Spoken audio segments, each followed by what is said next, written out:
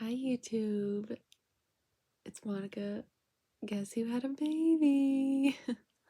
I did. She's been with our family for a week and we're obsessed with her and she's perfect. This is me postpartum. I put on eyebrows, which I haven't been doing. My hair is a mess. My boobs are postpartum-y. TMI for those who have not had kids, but if you have, then you understand the struggles. I feel pretty good.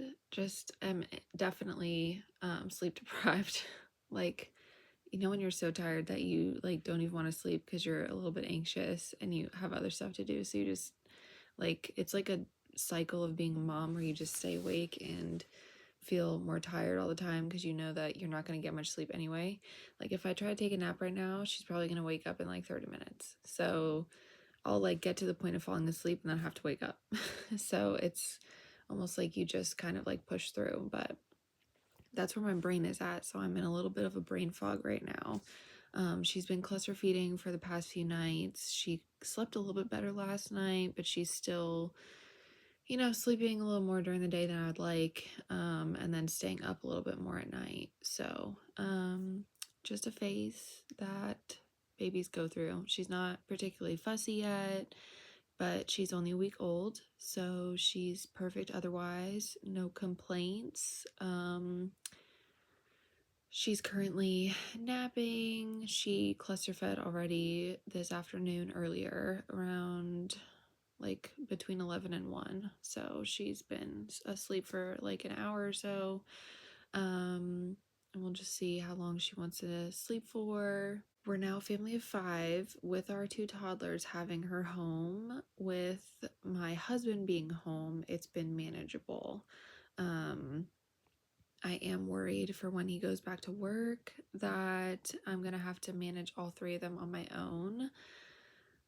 And I was able to do a 2 under 2 and it was okay. So I think that we're just kind of seeing how it goes. And I asked for him to see if he could get some more time off so he could be home with me for a month instead of just 2 weeks, to see if she's in a little bit more of a routine then, and we have our family help us with a little bit more of a routine, as far as really the only thing is picking up the girls from daycare.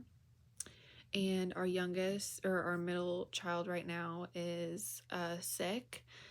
So we're having them help watch our older toddler while we take care of her and the newborn.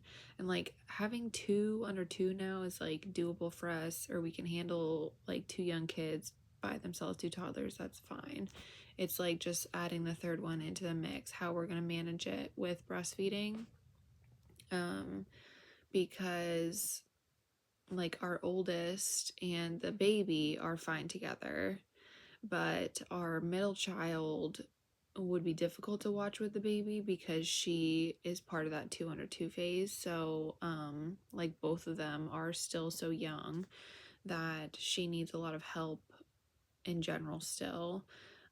She's like obviously mobile and she is considered a toddler. She's 15 months old, but with the newborn baby, if I'm like breastfeeding her, last time when we had her over a little over a year ago, I was actually breastfeeding her when our oldest at that time got hurt, because I couldn't be hands-on with both of them. So it's just a risky period for her still. And we do have a playpen, and that's actually last year is when we got a TV for our family room, so that they could be a little bit more distracted by the TV and not have to worry about them running around and like wanting our help to be more hands-on when we can't, if we're feeding the newborn. So basically we're trying to work through how this is going to work when it's just one of us with all 3, which would be me. it'll be me with all 3 of them, but I think that it'll work. I think it's just going to take a little bit of a little more time adjusting. What else? I wanted to give a birth story rundown, because I've just been like in my head comparing also this postpartum to my last postpartum and my last birth with our second baby, and just thinking about the differences. And I never recorded any of that, so I kind of forget a lot of how the postpartum period is, because I mean, you're so tired, there's so much going on, there's just too much for your brain to really remember.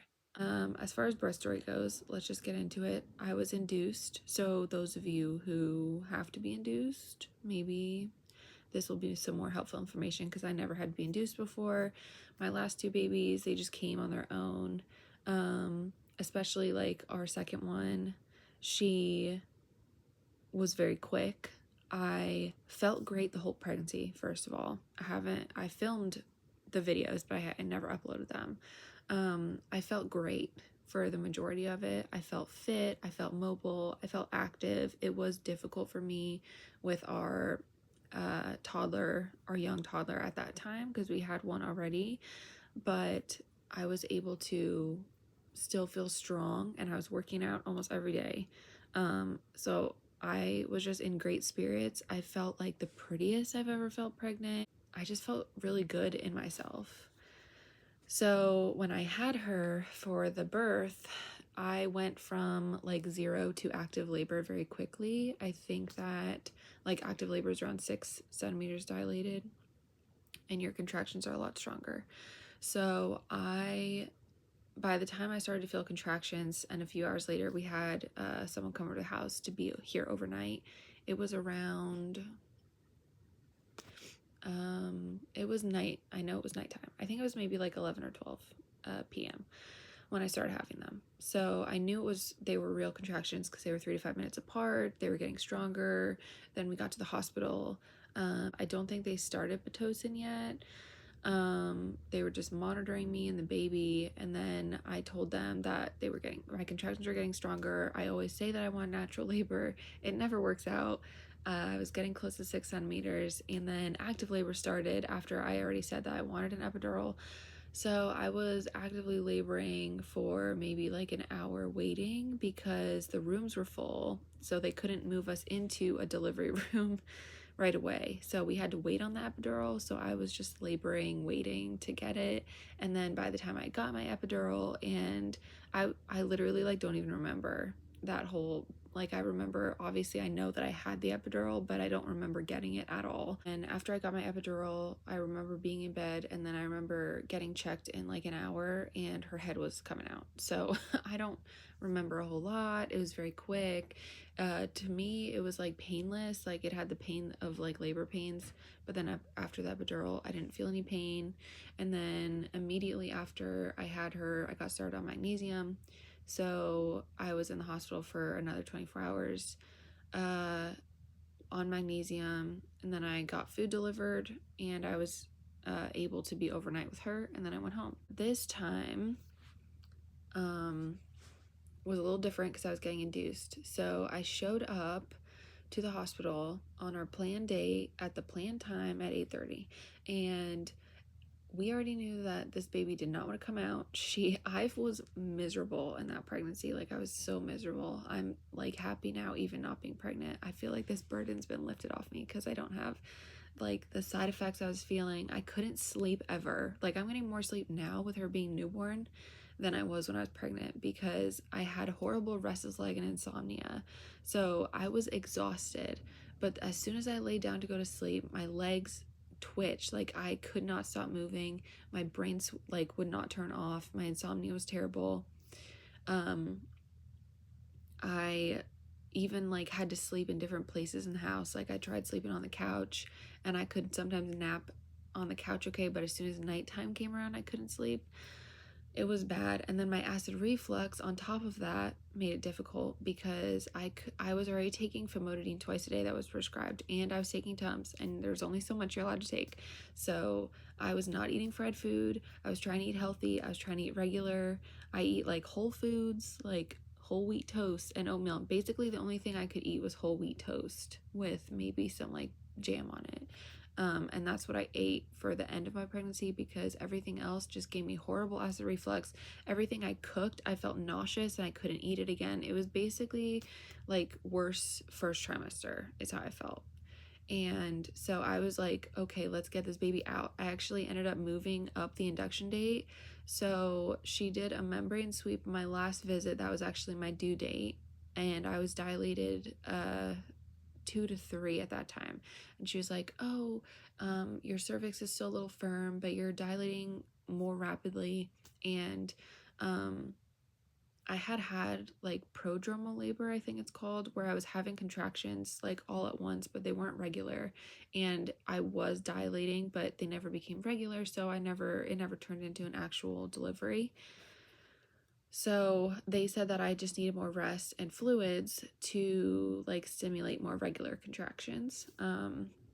Never happened. So I just kept having a ton of Braxton Hicks contractions. When I was in the hospital, they said that my Braxton Hicks were real contractions. It's just that they never became regular. So when I went in to be induced, I'd been feeling Braxton Hicks for a while. They started me on Pitocin around 10 a.m. They start you around like 2 units, I think, and then they bump up. At least at our hospital, they bumped up by 2 units depending on how you're doing and your contractions are doing. It can be bumped up to a max of 20. I think throughout the day, I was there on Pitocin all day, probably for like, I want to say like 6 or 7 hours. And before I reached active labor, and I started at 3 to 4 centimeters with a very soft cervix, they said. And we were all like, oh, this is going to go so rapid and so quick. And I was there all day. My Pitocin was at 16 after they'd bumped it up all day. And I barely felt a thing all morning, all afternoon. And then I started to feel them more regular.